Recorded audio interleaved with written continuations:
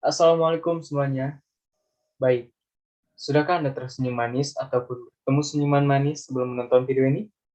Jika sudah, ketik di kolom komentar perasaannya bagaimana, oke? Dan jika belum, ketik juga di kolom komentar. Sebutkan apa yang membuat Anda belum tersenyum hari ini. Di sini saya akan menjelaskan mengenai ma'rifatullah. Tetapi sebelumnya, izin memperkenalkan diri dulu. Nama saya adalah Fahri Saparudin dari STSTM di Bandung yang akan membawa Anda kepada jalan yang benar.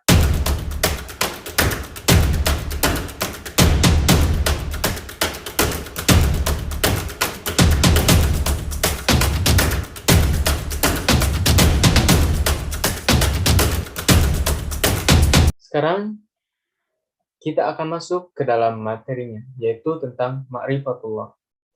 Ma'rifah berasal dari kata arofa, ya'rifu ma'rifah, yang berarti mengenal Allah. Dengan demikian, ma'rifatullah itu berarti usaha kita sebagai manusia itu untuk mengenal Allah, baik dalam sifatnya maupun dalam wujudnya. Pasti kalian pernah berpikir, siapakah yang menciptakan aku? Dan untuk apa aku ini diciptakan?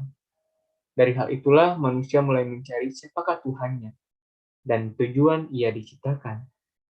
Dalam perjalanan mencari tahu itu, tentunya Allah tidak akan membiarkan kita itu hidup sendirian. Di setiap langkah perjalanan kita, Allah selalu mendampingi kita agar kita tidak tersesat. Allah juga sudah memberikan petunjuk kepada kita melewati para nabi dan rasulnya. Maka dari itu, manusia ada yang berhasil mencari, ada juga yang gagal alias tersesat. Karena semua keputusan itu tetap berada di tangan kita masing-masing. Kemudian apa sih manfaat yang kita dapatkan gitu dari mempelajari ma'rifatullah itu? Orang yang mempelajari ma'rifatullah akan menjadi insan yang beriman dan bertakwa bila Allah memberikan hidayah kepadanya. Lalu, apa balasan bagi orang yang mempelajari ma'rifatullah? Sebagai balasan atas keimanan dan ketakwaan mereka, Allah Subhanahu wa taala menjanjikan kebaikan-kebaikan bagi mereka, di antaranya Al-Khalifah. Kalian pasti sudah tahu kan apa itu Al-Khalifah? Al-Khalifah itu artinya pemimpin.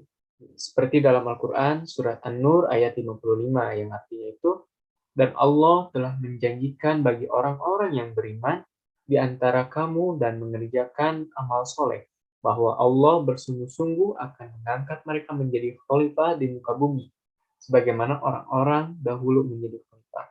Pasti kalian sangat pengen kan menjadi khalifah, menjadi pemimpin di muka bumi ini. Siapa yang tidak mau, gitu kan? Itu adalah mungkin suatu jabatan yang sangat besar, lebih dari presiden menurut saya. Baik, untuk yang kedua, apa sih yang kedua itu? Yang kedua adalah tamkinuddin, yaitu diteguhkannya agama Islam di muka bumi. Seperti yang telah dijelaskan dalam Quran Surat An-Nur juga ayat 55, dan Allah sungguh-sungguh akan meneguhkan agama mereka yang diridhoinya. Kemudian dalam Quran Surat Al-Fat ayat 28 juga Allah menyebutkan yang artinya itu dialah yang mengutus Rasulnya dengan membawa petunjuk dan agama yang hak, agar dimenangkannya terhadap semua agama, dan cukuplah Allah sebagai saksi. Yang ketiga ada Al-Amnu. Al-Amnu itu apa? Al-Amnu adalah Allah Subhanahu wa taala akan mengkondisikan orang-orang yang beriman rasa aman dan tentram setelah sebelumnya mereka itu selalu ditimpa keresahan dan ketakutan. Seperti yang telah dijelaskan juga dalam Quran Surat An-Nur ayat 55, yang artinya itu, dan Allah sungguh-sungguh akan menggantikan ketakutan mereka dengan keamanan, ataupun dengan rasa aman, seperti itu. Dalam Quran Surat Al-Baqarah ayat 126 juga telah dijelaskan. Yang artinya, dan ingatlah ketika Ibrahim berdoa, ya Tuhanku, jadikanlah negeri ini negeri yang aman sentosa, dan berikanlah rizki dari buah-buahan kepada penduduknya yang beriman di antara mereka kepada Allah dan hari kemudian. Kemudian untuk manfaat yang selanjutnya itu ada al-barokat. Al-barokat itu apa? Al-barokat itu adalah keberkahan yang melimpah. Kemudian ada al-hayatun thayyibah. Al-hayatun thayyibah itu artinya kehidupan yang baik. Dan yang pasti jika kita beriman pada Allah Subhanahu wa taala, kita insya Allah akan mendapatkan al-jannah. Al-jannah itu apa? Al-jannah adalah surga. Seperti yang telah dijelaskan dalam Quran surat Al-Kahfi ayat 107 sampai 108 yang artinya itu sesungguhnya orang-orang yang beriman dan mengerjakan amal soleh bagi mereka surga Firdauslah tempatnya. Mereka kekal di dalamnya tak hendak berpindah darinya. Pada saat kita ingin menjadi lebih baik, pasti akan selalu ada cobaan yang kita terima. Begitu juga pada saat kita ingin mengenal Allah, pasti akan ada cobaan ataupun penghalang-penghalang yang datang kepada kita. Di antara penghalangnya itu apa aja sih? Oke, di sini saya akan memberitahu kepada kalian penghalangnya itu adalah yang pertama ada al-fisku. Al-fisku itu artinya kefasikan.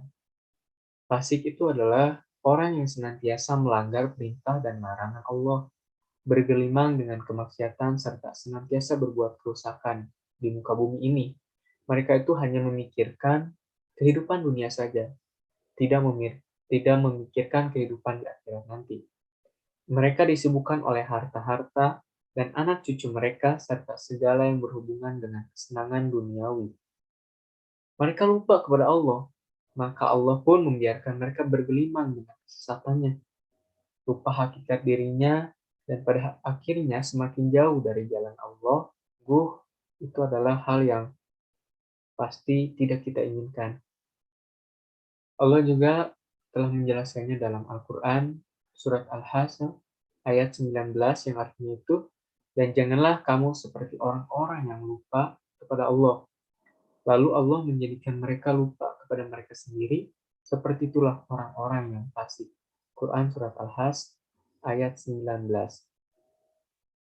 Kemudian penghalang yang kedua itu adalah al-kibru. Al-kibru itu artinya kesombongan. Kesombongan merupakan suatu sikap di mana hati seseorang itu ikar dan selalu membantah terhadap ayat Allah Ta'ala. Seperti yang telah dijelaskan dalam Al-Quran surat Al-Mu'min ayat 35 yang artinya, yaitu orang-orang yang memperdebatkan ayat-ayat Allah tanpa alasan yang sampai kepada mereka. Amat besar kemurkaan bagi mereka di sisi Allah dan sisi orang-orang yang beriman. Demikianlah Allah mengunci mata hati orang yang sombong dan sewenang-wenang. Na'udzubillahi. Semoga kita tidak termasuk orang yang sombong ya, kawan-kawan semua. Baik, di sini untuk penghalang yang ketiga itu ada az-zulmu. Az-zulmu itu artinya kezoliman. Allah Ta'ala menerangkan bahwa orang yang paling zolim ialah orang yang telah sampai kepadanya peringatan Allah, telah sampai pula kepadanya ayat-ayat Al-Quran dan petunjuk Rasul, kemudian mereka berpaling dari ajaran dan petunjuk itu karena angkuh dan penyakit dengki yang ada di dalam hatinya. Sikap zolim seperti inilah yang menghalangi mereka dari mengenal Allah Ta'ala. Selanjutnya itu ada al-kizbu. Al-kizbu itu artinya adalah kedustaan. Kedustaan itu merupakan sikap bohong ataupun berpura-pura dan pengingkaran terhadap ayat-ayat Allah Ta'ala.